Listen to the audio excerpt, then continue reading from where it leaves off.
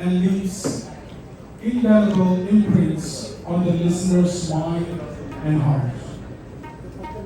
While paying due respect to the visuals, he focuses more on the applied aspect of religion and inspires the seekers to derive joy from their spiritual journey. It is a great opportunity to be an audience with this unique unisons of knowledge, spirituality, blissful sanctity, whose discourses, be it on the Srimad Bhagavad Gita, Ramayana, Upanishad, Shiv Puran, Devi Bhagavad, Hanuman Chalisa, Vishnu Sahasranam, Shri Sukhitam, Narad Bhakti Sutra, or any other subject are simple, vivacious, emotional rendition based on the original scholastic fundamentals. His natural command over English, Gujarati, and Hindi languages ensures that his messages is not entrapped in any linguistic or age barrier. Over and above Pujya Shri Guruji books on diverse subjects, his discourses on social media, especially on YouTube channels, Pujya Shri Bhai, Channel 3, are enlightening thousands of people globally. His social spiritual activities are conducted under the banner of Satkarma Parivar and Satkarma Foundation. Please give a round of applause and please welcome Pujya Shri Bhupendra Bhai Pandya ji.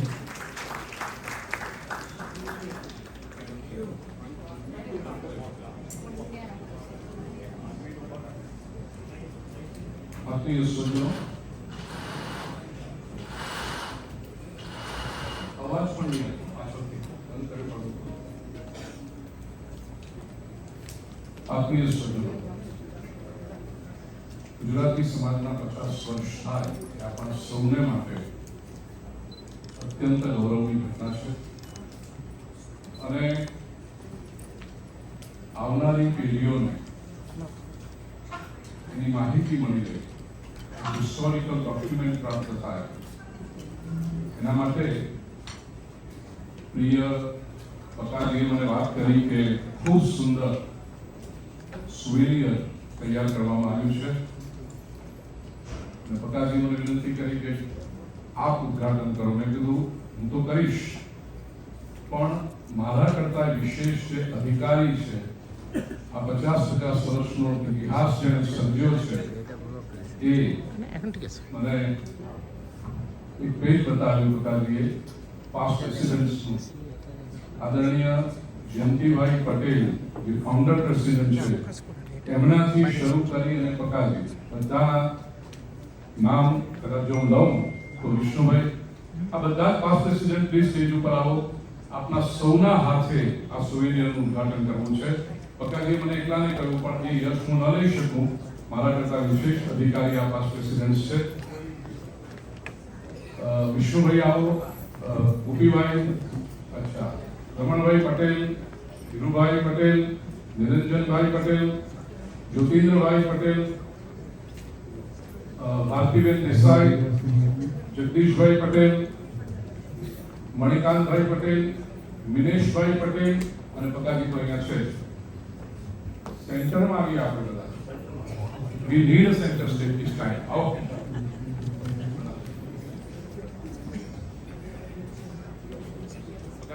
હિરેનભાઈ, અહીંયા હજી souvenir પડ્યા બોક્સમાં બધા આપો, બધાને આપો. ત્યાં souvenir પડ્યા બોક્સમાં બધાને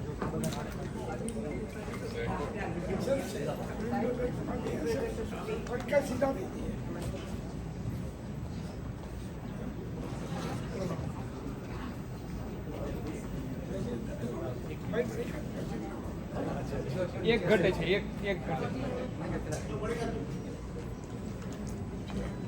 હજી એક બેન ને કુંજુબેન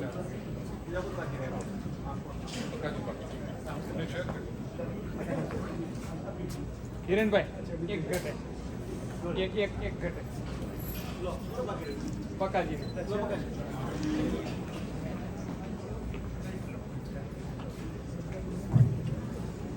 શ્રી લક્ષ્મી નારાયણ દેવ કી જય. પકાજી આમ જાઓ 50 વર્ષની મહેનત છે, જય તો સંભળાવી જોઈએ.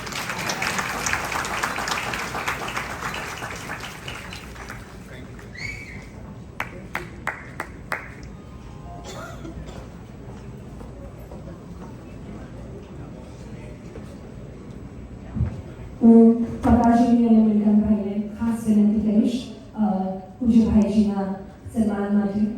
અમે ખૂબ અભાગ્ય માનીએ છીએ કે એમની હાથે આજે આ 50 વર્ષની સુવર્ણ કમિટીના સદસ્યોને પણ વિનંતી છે આપ જલ્દીથી સ્ટેજ પર આવી જશો. કમિટીના સદસ્યોને પણ વિનંતી છે આપ મંચ પર આવશો.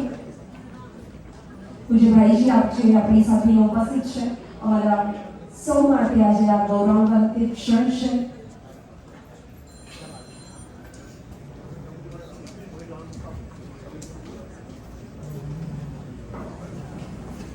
કલમ કમિટીના સદસ્યોને પણ વિનંતી છે આપ મંચ પર પધારશો. કલમ કમિટીના સદસ્યો પૂજ્ય સ્વામીજી પણ અત્રે ઉપસ્થિત છે, એમને વિનંતી છે આપ પધારશો.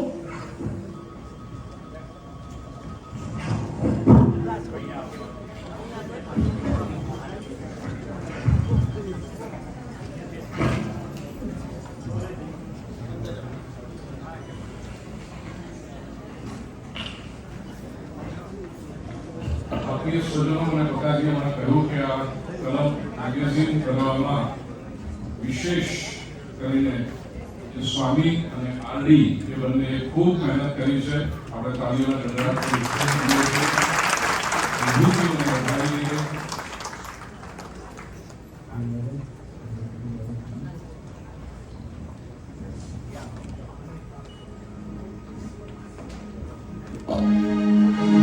સમાજ लोग स्थापना हम ऐसे करने માટે પ્રેરણા આપી અને આના માટે પછી આપણે વાત કરી પણ ગીતા મંદિરના દેવ દેવતાઓ નવરાત્રિને માતાના આશીર્વાદ અને બીજી કથાઓ મને કહ્યું.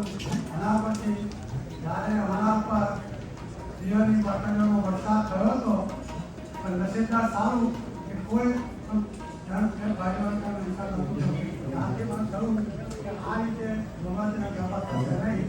એટલે આપણે ગુજરાતી સમાજની સ્થાપના કરી અને કામ 100 માણસ હતા અભિયાન કર્યું. સર્વોચ્ચ દરેકનું આત્મ સંસ્કાર આપે છે.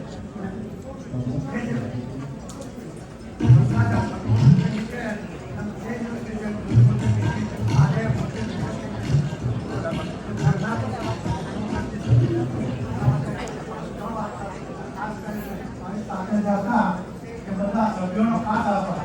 અગર સંસ્થા મોટાભાગની સંસ્થા એવું થાય કે ઘરમાં બેસીને નહીં થાય, ત્યારે આ સંસ્થા ગીતા મંદિરના દેવ દેવતાઓ અને માતાજીના આશીર્વાદથી છે. Thank you.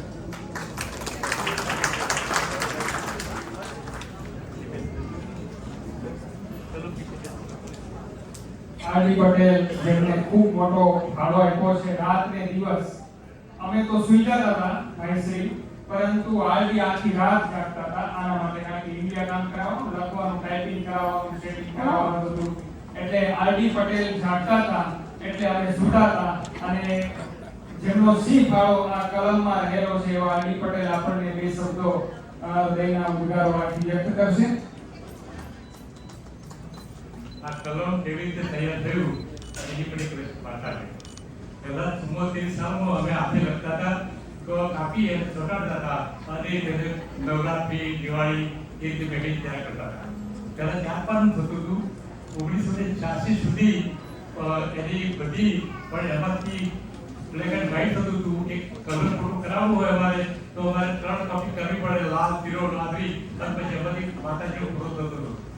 87 સાલમાં અમે ડોક્ટર ભરત શાહ, દ્રષ્ટિબેન અને જ્યોતિન્દ્ર એ બધા ભેગા થઈ અને નક્કી કર્યું કે ભાઈ આનું કોઈ મેગેઝિન નામ આપવું જોઈએ.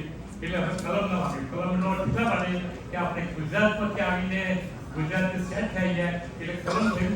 અને કલમ એટલે આપણા સમાજને અને કમિટીને વ્યવહાર કરનાર લોકો સાથેનો સંપર્ક. આ રીતે કલમ તૈયાર થયું. તે પછી ઘણી બધી મહેનત થઈ. ચંદ્રકાંતભાઈએ પણ ઘણા બધા કલમ બહાર પાડ્યા અને કલમ હવે હમણાં તો વર્ષે બહાર પડે છે, પરંતુ હું તો એવું વિચારતું કે કલમ મહિને 2 મહિનામાં પડવું જોઈએ. 8-10 પાનું હોય તો એનાથી તમારો સંપર્ક ચાલુ રહે.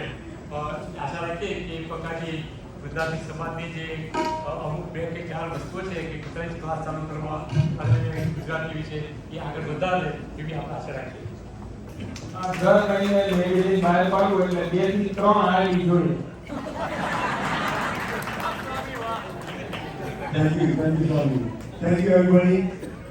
And આ કલમની અંદર દરેક પ્રેસિડેન્ટના આર્ટિકલ્સ એ લોકોએ એમની પોતાની આપણી જે પોતે કેવી રીતે સમાજનું સર્જન કર્યું એની ડિટેલ એમના મૂકીની અંદર 100 હસ્તે લખાણ લખેલું છે એની અંદર પ્રિન્ટ કર્યું. તો જ્યારે બી પ્રોબ્લેમ હોય તો એમનો કોન્ટેક્ટ કરો, મારો નહીં. Thank you.